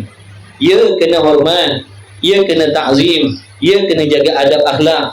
Tapi jangan lupa hakikat di sebalik tu siapa? Yang mendekatkan kita, kawan-kawan jadi asbab kita dapat petunjuk, kawan-kawan asbab dapat petunjuk, guru-guru tu jadi asbab kita pandai semayang, pandai ini, pandai itu. Siapa yang bagi itu kalau bukan Allah? Allah yang memperdengarkan ni pada telinga kita, dan yang sedang memasukkan dalam hati kita ni siapa? Allah. Allah. Allah. Anta Allah. Anta Allah. Jadi kita tak boleh nak mengaku takut kepada Allah dengan kejahilan. Tak boleh. Kena belajar. Bila belajar, nanti bila kenal Tuhan, faham hukum hakam Allah, tahu tentang azab-azab Allah, situlah rasa takut kepada Allah. Tapi di sebalik takut tu ada rasa sangat sayang kepada Allah. Kita boleh cakap je lah, tak ada benda tu dalam diri kita. Nak cerita dalam kitab-kitab ni, nak ceritakan sifat-sifat orang yang kasih kepada Allah macam tu lah. Takut kepada Allah tapi sangat sayang kepada Allah. Ada tak macam tu? Takut dengan rimau tapi sayang rimau tadi. Sayang dengan rimau. Tapi takut dengan rimau tapi sayang rimau. Mana ada? Yang macam tu hanya untuk Allah saja. Takut kepada Allah tapi sangat sayang kepada Allah. Sebab dia sangat-sangat berbuat baik dengan kita. Alhamdulillah, di antara kebaikan Allah pada diri kita ni menjadikan kita umat Nabi Muhammad sallallahu alaihi wasallam dan beriman kepada Allah dan Rasul. Alhamdulillah ya Allah. Maha baik Allah tadi kita. Kita je lupakan Tuhan. Allah ni dia cemburu. Allah ni sifat dia cemburu. Dia sangat cemburu dengan hamba yang melupakan dia. Allah ni sifat dia sangat cemburu. Dia sangat cemburu dengan hamba yang melupakan dia. Sebab tu bila kita lupa, Allah jadikan asbab supaya kita teringat kepada dia. Kita lupa dengan kaya kita lupa dengan mewah kita lupa dengan populariti kita, sihat kita, macam-macam lah lupa. Maka Allah nak suruh hati kita ni berpaling memandang kepada dia. Allah jadikan sakit contoh, baru teringat ya Allah. Bila hatinya berpaling kepada Allah, maka di situlah Allah seronok. Dengan dia Allah seronok lah. Dengan hamba yang mengingati dia tu Allah redha, Allah seronok pada hamba yang ingat dia. Dan Allah murka, Allah benci hamba yang lupa kan dia. Jadi Allah jadikan musibah pada diri kita ni, ada kalanya untuk menaikkan darjat seseorang, dan ada kalanya nak mengampunkan dosa-dosa kita. Di antara lainnya nak suruh hati kita menghadap kepada Allah setelah berpuluh-puluh tahun kita membelakangkan Allah. So kita bayangkan, kita buat contoh gini. Tuan-tuan ni, abang-abang ni, kawan-kawan semua, tiap-tiap hari buat baik pada saya. Tapi tak pernah sekali pun panggilan abang-abang ni saya pedulikan. Saya palingkan belakang ni. Macam mana perasaan abang-abang ni yang selalu buat baik pada saya, tapi saya membelakangkan abang-abang? Macam mana perasaan kalian? Jadi itulah Allah tolong kita pagi, petang, siang, malam, tapi kita palingkan daripada dia. Maka dia nak kita ngadap pada dia, dia jadikan asbab sakit gini gitu, barulah ya Allah. Baru ya Allah. Kalau dah tak ingat pun, nak sebut jauh sekali. Ada orang tanya, Ustaz, apa maksud suami yang baik, laki yang baik untuk perempuan yang baik, perempuan yang baik untuk laki yang baik? Itu kaedah dia, hukum adatnya gitulah. Kalau suami dia baik, Allah akan jadikan, rezekikan dia isteri yang baik. Kalau dia perempuan yang baik, Allah akan datangkan laki-laki yang baik untuk teman hidup dia. Dan ada tempat-tempat yang menyalahi kaedah. Ada tempat-tempat yang menyalahi kaedah. Kita tengoklah, tak payah tengok kita. Tengok sejarah yang dah termaktub dalam Quran. Tengok Nabi-Nabi. Ada yang Allah rezekikan mereka isteri yang jahat. Betul tak? Itu menyalahi kaedah. Menyalahi kaedah. Menyalahi kaedah. Sebab tu ada orang perempuan ni dia baik, tapi Allah datangkan suami yang tak baik untuk dia. Kenapa itu? Kenapa? Kerana Allah nak mengangkat darjat si perempuan tadi kepada tempat yang lebih tinggi dengan kesabaran dia dengan suami yang macam tu. Dan ada kala Allah Ta'ala datangkan pada suami yang baik tadi, dia soleh, dia baik, betul katanya, tapi didatangkan isteri yang derhaka kepada dia. Kenapa?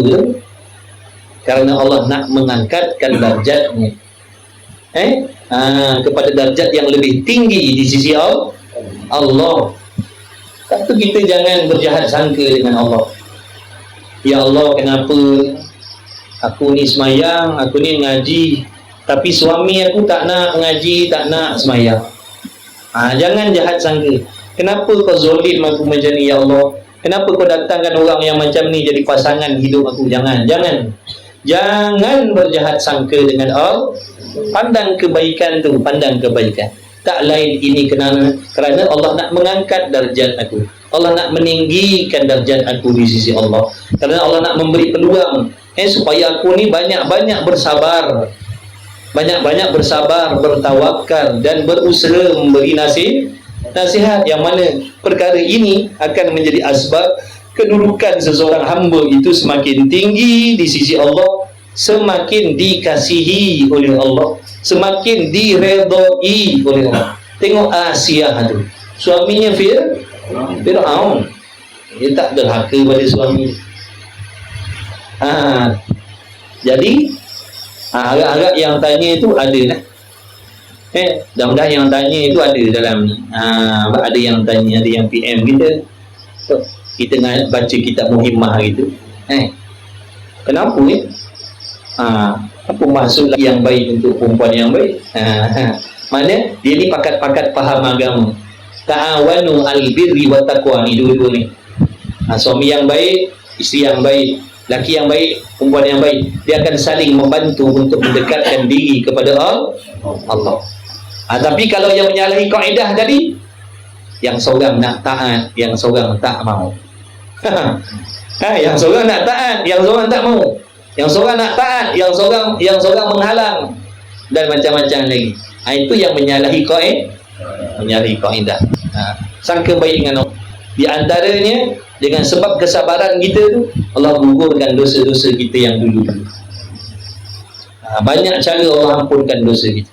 Lain daripada solat 5 waktu, gugurkan dosa-dosa kita. Bersabar dengan bala ataupun percubaan itu juga menjadi asbab dosa-dosa kita diampunkan oleh Allah. Adakah kita tak nak dosa kita diampunkan oleh Allah? Nak tak dosa kita diampunkan oleh Allah? Kalau nak, kena sabar. Sabarlah dengan ujian tu. Sabarlah dengan ujian tu. Kerana ujian yang macam tu, kesan yang macam tu menjadi asbab kita boleh bersabar, dan dengan kesabaran tu jadi asbab dosa kita diampunkan oleh Allah dan darjat kita ditinggikan oleh Allah. Tu dia jawapan ni. Dan selebihnya Allah yang mengetahui hikmahannya. Sikit lagi.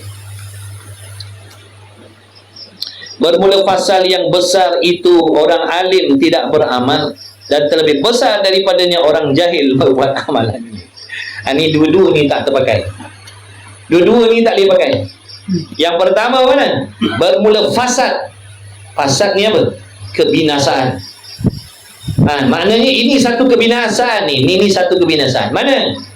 Yang pertama kebinasaannya iaitu satu, bermula fasad, kebinasaan, kerosakan yang besar itu orang alim. kata ataupun alimah. Kalau perempuan alimah lah, kalau laki-laki alim. Makna alimah ni dia pandai lah.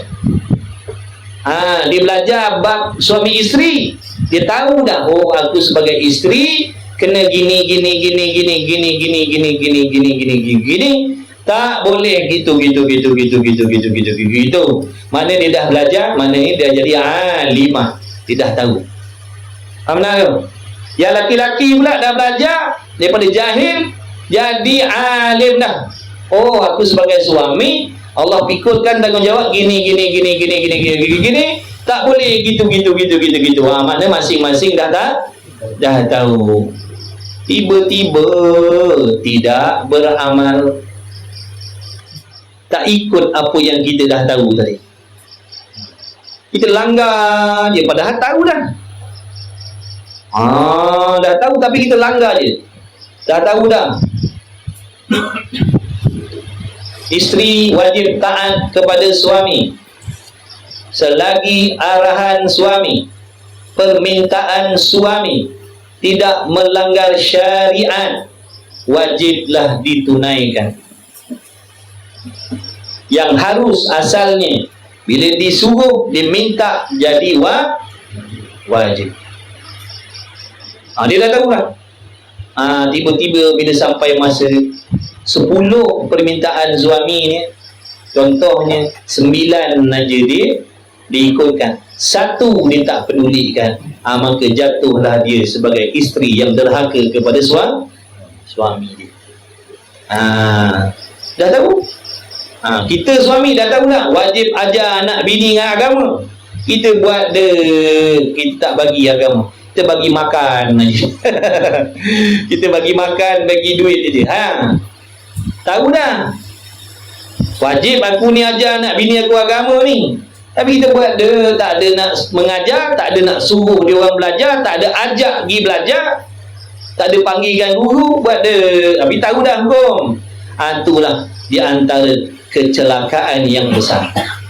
Dah tahu, tak nak beramal. Dah tahu dengki, begitu kita berdengki lagi. Tahu mengumpat dah begitu, kita mengumpat lagi. Itu fasad yang besar. Fasad dah yang besar, kecelakaan yang besar. Okey, 5 minit. Dan yang kedua, dan yang terlebih besar daripada yang besar, fasad yang besar tadi. Satunya fasad kebinasaan yang besar, iaitu orang alim yang tak nak beramal.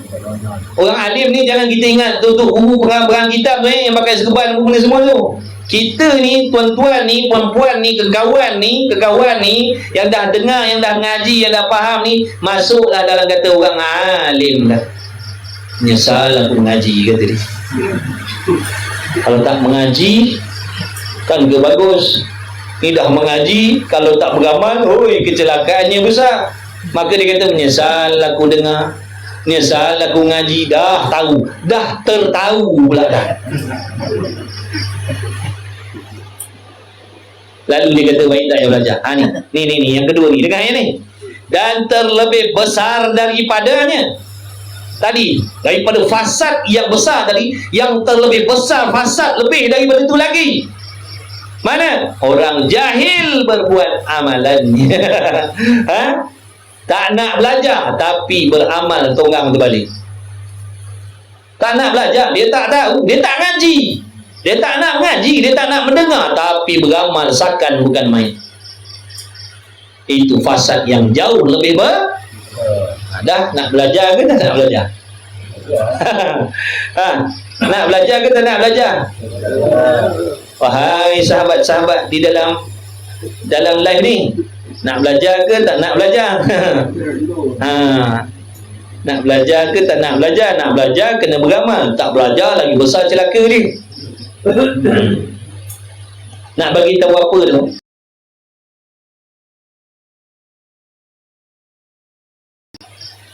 Belajar dan beramal ini paksaan daripada Tuhan yang menjadikan kita.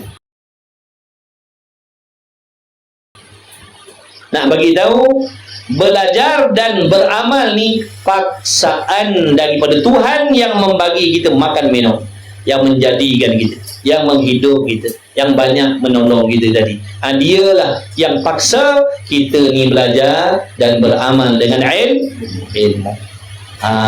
InsyaAllah tak boleh beramal, usaha lagi. Bukan maksudnya beramal ni malam ni dah tahu besok terus jadi. Bukan maksud gitu. Dengar macam tu tak nak mengaji lah. Maknanya usahalah. Hari ni kalau 10 kataan suami, kita lawan 9. Usaha lagi. Nanti 8 je kita lawan. Minggu depan 6 je kita lawan. Bulan depan 3 je kita lawan. Tu dah semakin lah tu. Dah semakin baik lah tu. Beramal lah tu. Nampak tak? Bukan hari ni belajar, hari ni terus jadi baik. Mana nak cari? Kita ni bukan malaikat. Ni dalam hati ni nafsu setan ni bergotong royong nak menghasut kita supaya jangan beramal, jangan taat kepada Allah. Yang penting jangan putus asa. Dah tahu, cuba amalkan. Tak boleh cuba lagi. Masalahnya sekarang kita tak ada nak cuba. Tu salah gila. Tak ada nak cuba nak jadi baik tu tak ada. Tak nak try jadi baik tu tak ada. Nak try jadi baik tu tak ada. Tak ada nak try jadi pemaaf, tak ada. Nak try pun tak ada. Dah macam mana? Padahal kalau try, cuba, insya-Allah satu masa Allah akan tolong. Tapi masalahnya kita tak nak try tu. Takut nak try nanti jadi orang baik. Takut terjadi orang baik. Ulang dah. Ada juga halusnya setan tu dalam hati kita. Dia kata kau jangan beramal, nanti kau jadi orang baik. Bila kau jadi orang baik, nanti semua orang buat jahat dengan kau semua lepas saja. Semua kau maafkan saja. Jangan jadi baik. Jadi jangan baik sangat. Kita kata tak juga nanti kalau aku jadi baik, orang pijak kepala aku nanti. Setan lah tu. Setan. Allah suruh sebaik-baik, liyabluwakum ayyukum ahsanu amala. Ahsanu, yang terlebih baik amal. Cuma setan kata janganlah baik sangat. Pantang orang buat silap, kau maafkan. Pantang orang buat silap, kau maafkan. Apalah kebodohnya lah kau. Buat baik pun pada katanya. Buat baik sampai mati. Tengok Rasulullah SAW. Adakah Rasul tu berhenti buat baik? Adakah Rasul tu berpada-pada buat baik? Dah. Sampai wafat buat baik. Siapa ikut Rasul, itulah contoh yang terbaik, itulah dia. Bukan buat baik berpada-pada. Sampai satu peringkat tak nak buat baik dah. Sebab kebaikan kita dibalas yang tak baik oleh orang. Maka kita buat baik sekatu lah. Lepas ni tak payahlah buat baik lagi. Tu berpada-pada. Macam sabarlah. Orang tanya, Ustaz, sampai bila kita ni nak kena sabar dengan orang buat macam-macam kat kita? Sampai bila Ustaz kita nak kena sabar? Sampai mati jawabnya. Dia tanya pula sampai bila nak kena sabar? Sampai mati lah. Kalau tak belajar, jangan sampai aku hilang sabar. Sekarang ni tak apalah, aku tengah sabar. Kau jangan sampai aku hilang sabar. Sabar aku ada had. Semua kena tipu dengan setan kita. Kalau sabar tu ada had, tak sampai Islam dah kat kita ni. Yang orang tak kerti-kerti, tak betul-betul buat jahat dengan Nabi SAW. Nabi tak pernah berasa buat baik. Nampak tak? Malaikat Jibril datang tawar. Wahai Rasulullah, pernah aku angkat tak jabal ni, bukit ni? Aku nak hempapkan kat diorang ni. Punyalah jahatnya. Dia buat sakit hati. Malaikat Jibril dia sayang, sangat-sangat sayang kepada Rasulullah SAW. Dia tak suka orang menyakiti Rasulullah SAW. Sampai dia bagi tawaran, kalau aku nak hempapkan diorang ni, Rasul kata jangan. Dia tak tahu Allah baiknya lah. Jangan, dia tak tahu. Dia tak faham. Dia tak dapat hidayah. Kita ni macam tu. Kita ada macam tu kan? Yang perasan baik ni ada ke macam tu? Tak ada. Rasul macam tu, nampak tak? Padahal boleh je. Jibril hempap semua, habis. Tak ada dah orang buat jahat kan? Tak ada dah orang yang akan menyakiti Nabi SAW. Tapi Nabi kata apa? Jangan, biarkan. Dia tak dapat hidayah, dia tak tahu sebab tu dia macam tu. Kalau dia tahu dapat hidayah, dia akan jadi orang baik. Sebab dia jadi macam tu sebab dia tak dapat hidayah, dia tak dapat ilmu, dia dapat hidayah, tak dapat petunjuk. Punyalah lembut Nabi SAW.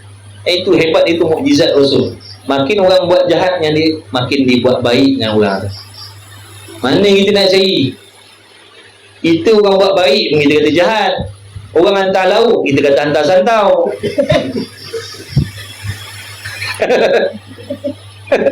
Kita orang datang hantar lauk, kita kata jangan santau pun tu, jangan main. Orang nak buat baik, kita nak sangka baik dengan orang yang terang-terang buat jahat, lagilah tak ada. Orang buat baik pun kita sangka jahat. Sebab apa? Sebab hati kita jahat. Hati kita bila jahat, yang baik pun kita akan nampak jahat. Tapi kalau hati dia baik, yang nampak jahat pun dia usaha untuk bersangka baik. Itu hati baik. Yang jahat dia sangka baik. Mana nampak tu Rasul sallallahu alaihi wasallam? Dia tak tahu. Lalu Nabi kata, ya Allah, bagilah petunjuk kepada kaum aku. Rasul kata tak apa, barangkali nanti dia punya anak cucu cicit akan beri. Kalau kau lenyapkan semua, kalau kau hempap semua, mati habis semua, mana ada keturunan dia nanti? Mana nak harap yang jadi baiknya? Kita ni dendam, kita ni penuh dendam, kita ni penyakit hati kita ni dendam. Malas semayang tak tinggal, dendam bukan main. Apa yang kita dapat dengan dendam kita tu? Dapat apa? Kaya? Duit dalam akaun tambah ke? Dendam tadi. Kalau hari ni RM5, dendam seminggu jadi RM5,000. Macam tu lah. Cuma kita dipermain-mainkan, diperbodoh-bodohkan. Kita ni dipermain-mainkan, diperbodoh-bodohkan oleh nafsu dan syaitan, supaya kita mati membawa benda-benda yang tak baik. Na'udzubillah min zalik. Dah bagi tahu dah, siapa tiru akhlak Rasul selamatlah. Tu je jawapan dia. Kalau tak tiru, tak ada jaminan. Tapi kalau tiru, ada jaminan selamat. Pilihlah. Kita pilihlah masing-masing, baik laki, baik perempuan, baik yang kahwin, baik yang belum, baik laki, baik bini. Pilihlah nak ikut mana.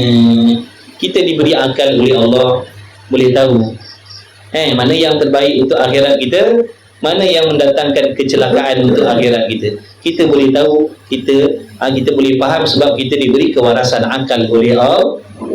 Mustahil kita tak faham, mustahil kita tak boleh beza, mustahil kita tak tahu. Kadang-kadang sebab kekerasan hati kita tu yang kita tak boleh nak terima benda sebenar. Lepas tu kena banyak istighfar. Hati yang keras, sifat dia, bila hati keras, sifat dia, dia tak boleh terima kebenaran. Benda kebenaran tak boleh terima. Itu sifat, itu tanda-tanda keras hati. Sebab apa keras hati? Apa punca keras hati? Makan banyak cakap benda sia-sia, banyak cakap benda haram. Ada dalam makanan kita benda syubhah ataupun benda haram. Tak belajar pada itu sebab lagi penyumbang keras hati. Buat dosa tak nak bertaubat, tu penyumbang lagi keras hati. Banyak sebab. Jadi kalau kita tak rawat hati kita, sampai bila-bila kita tak akan boleh mengiyakan benda yang baik. Faham dah, tapi tetap tak mau. Tetap tak nak mengiyakan tu. Faham tapi nak iyakan tu tak mau. Nampak tu kerasnya hati kita. Tapi kalau hati dia lembut, kalau betul dia kata betul, kalau salah dia kata salah.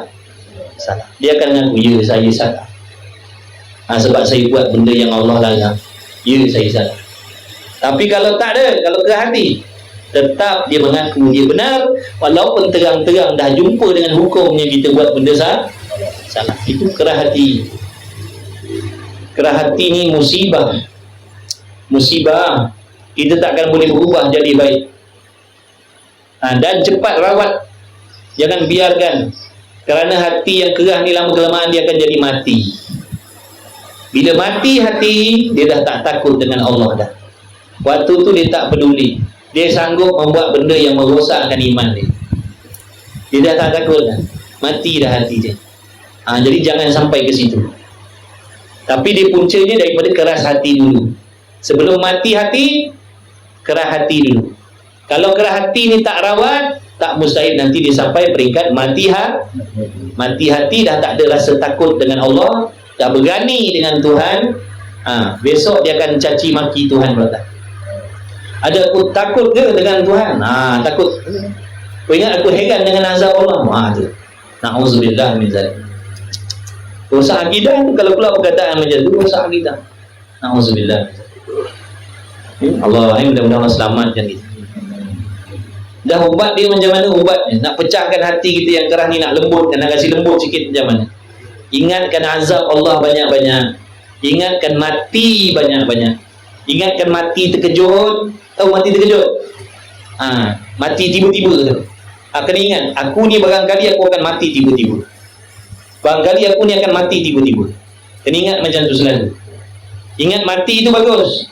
Ingat mati tiba-tiba tu lebih bagus. Dan selalu duduk dalam majlis ilmu, dan banyak istighfar, dan banyak solawat. Tu insya-Allah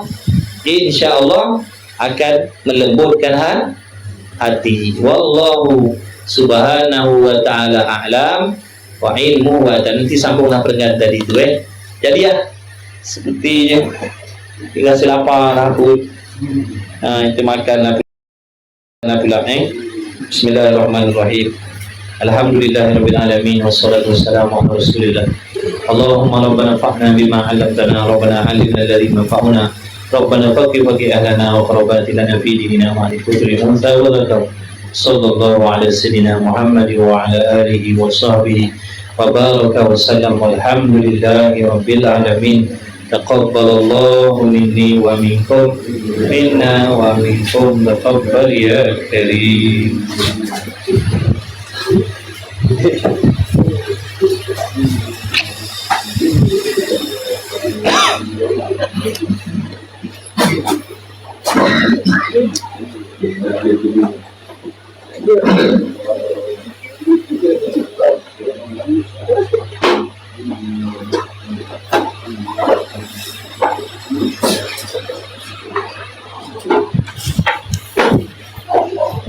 Minta maaf sahabat dapat baca sebuah je lah, bateri habis. Bateri dah habis. Masya-Allah, terima kasih semua, moga bermanfaat. Alhamdulillah. Ucap terima kasih banyak-banyak pada Allah yang bagi kita peluang dengar ilmu. Maha baik Allah pada kita malam ni. Allah bagi kita dengar ilmu. Maha kasih sayangnya Allah malam ni. Allah bagi kita dengar ilmu. Syukur Alhamdulillah. Ucap Alhamdulillah banyak-banyak. Hafiz, naik Hafiz. Masya Allah Hafiz. Jazakallah khair Hafiz. Terima kasih banyak Hafiz. Moga dimurahkan rezeki, dilipat kali gandakan rezeki yang halal, yang berkah untuk kawan-kawan semuanya tak terkecuali. Semuanya tak terkecuali, semuanya yang hadir tak kecuali. Saya doakan mudah-mudahan dengan berkat Nabi Muhammad sallallahu alaihi wasallam, Allah Taala memberikan kesihatan, keafiatan yang baik untuk kalian ibadat, menambahkan rezeki, melipat kali gandakan rezeki yang halal lagi, barakah, diberi kebahagiaan dalam kehidupan, dalam rumah tangga kalian, dijadikan orang-orang yang sabar, orang yang tawakal, diberi ilmu yang bermanfaat oleh Allah, dilahirkan anak-anak keturunan yang soleh-solehah, berjaya dunia akhirat, dilindungi oleh Allah daripada perbuatan-perbuatan keji, jahat daripada sekalian makhluk. dalam jagaan Allah selalu kalian, mudah-mudahan. Tolong doakan saya, anak isteri saya, ahli keluarga saya, ibu bapa saya khususnya. Doakan yang baik-baik. Terima kasih banyak-banyak. Tak boleh nak balas kebaikan kalian.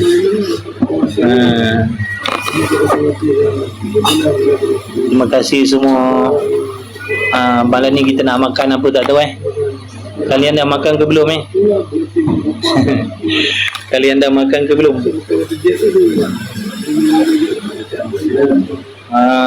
Jom kita tengok menu. Tengok menu apa? Tengok menu. Masya-Allah. Apa barang? Meon. Jemput makan.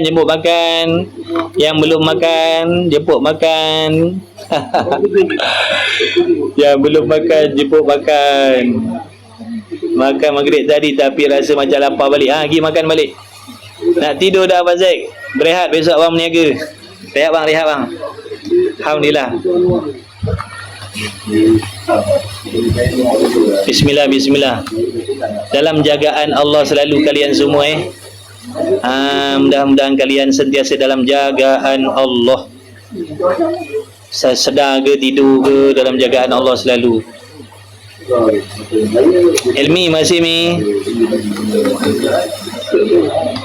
Terima kasih kawan-kawan semua. Minta maaf tak boleh nak baca nama seorang-seorang.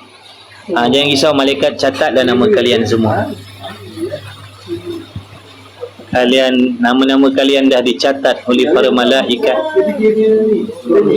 untuk diberikan keampunan oleh Allah Subhanahu wa taala. Demikianlah seperti yang Nabi sallallahu alaihi wasallam khabarkan. Memang nak makan lah ni sekejap, seminit dua jap nak sembang-sembang dengan kawan-kawan. Nak sembang dengan kawan sekejap. Abang Zul 433.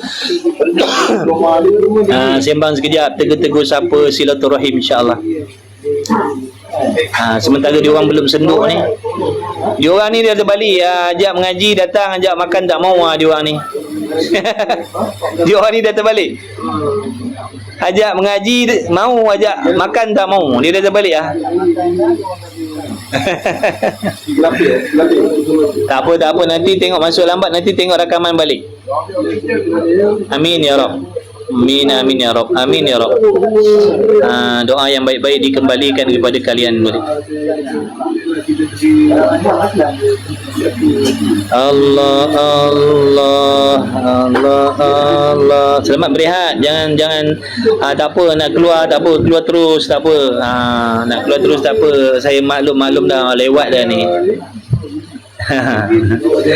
Kurangkan makan. Itulah tu dia orang ni. Ajak makan tengok dia orang tak nak makan, tengok tu dah terhidang, dia orang tak nak makan. Dia orang ni. Tak ada orang nak makan.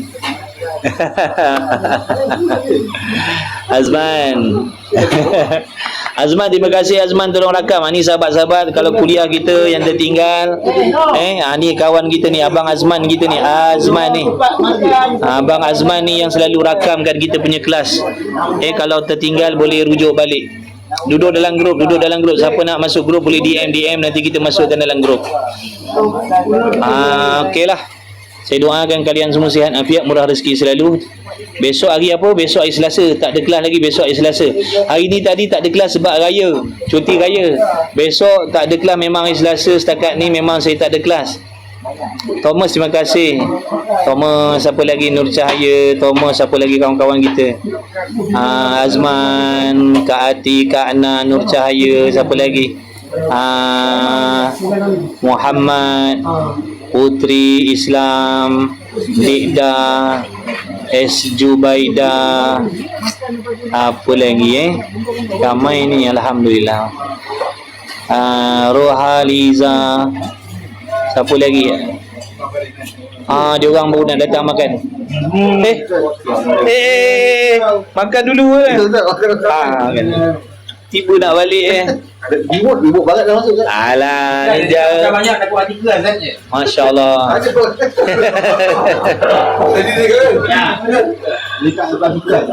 Ni tengok dia orang dah serang, Mari makan. Dia orang dah serang. Dia orang dah serang.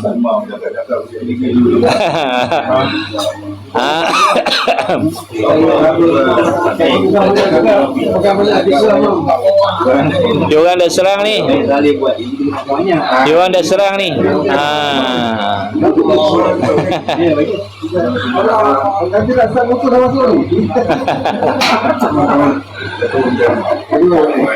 Apa tu yang kelirunya? Apa yang keliru?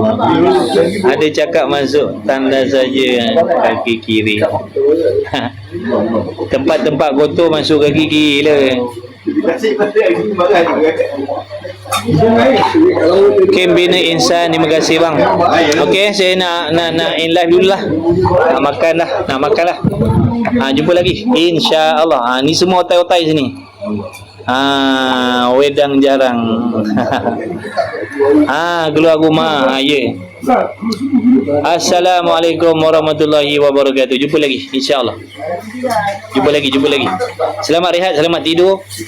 Selamat rehat, selamat tidur dan rahmat Allah dan jagaan Allah selalu. Jumpa lagi insya-Allah. Malam besok lah. Pagi besok, tengah hari besok tak ada kelas Besok hari Selasa. Saya ada co-curriculum.